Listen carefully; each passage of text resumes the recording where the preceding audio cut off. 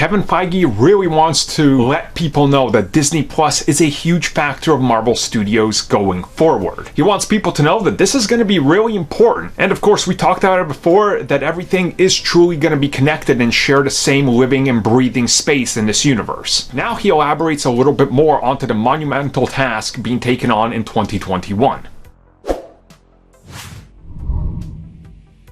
So of course, 2020 now, as we look at it, 2 Disney Plus shows that are Marvel Studios, and 1 film, which of course is The Eternals, in fall/winter. Then going into 2021, multiple films and TV series will be with us. Now here's a quote that Kevin Feige had, so let's put it up on the screen and I'll read it for you guys and tell you guys my thoughts. Disney Plus is the big one, continuing the movies, and as we've announced, we'll be doing 4 movies starting in 2021. But Disney Plus has been amazing because for the first time, we've been able to do sort of this long-form narrative storytelling. We've been doing that over 10 years in 23 movies. But to do it in one 6-hour epic mega series, whatever we want to call it, for Falcon and the Winter Soldier, for WandaVision, for Loki, it reflects a new storytelling muscle and expands the MCU because those ties directly. Right from Endgame, and then go on directly to the next movie. So I think expanding the MCU experience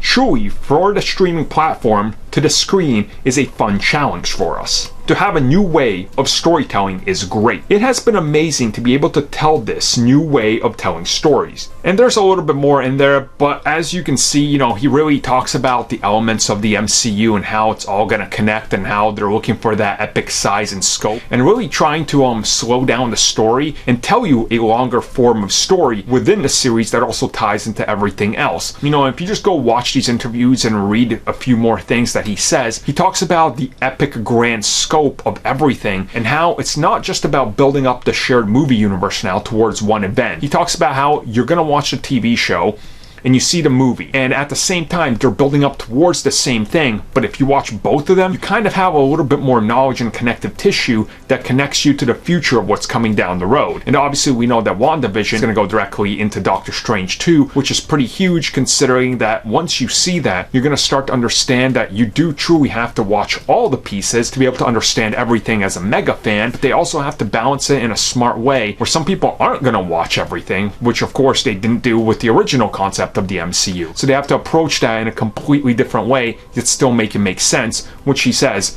is a challenge.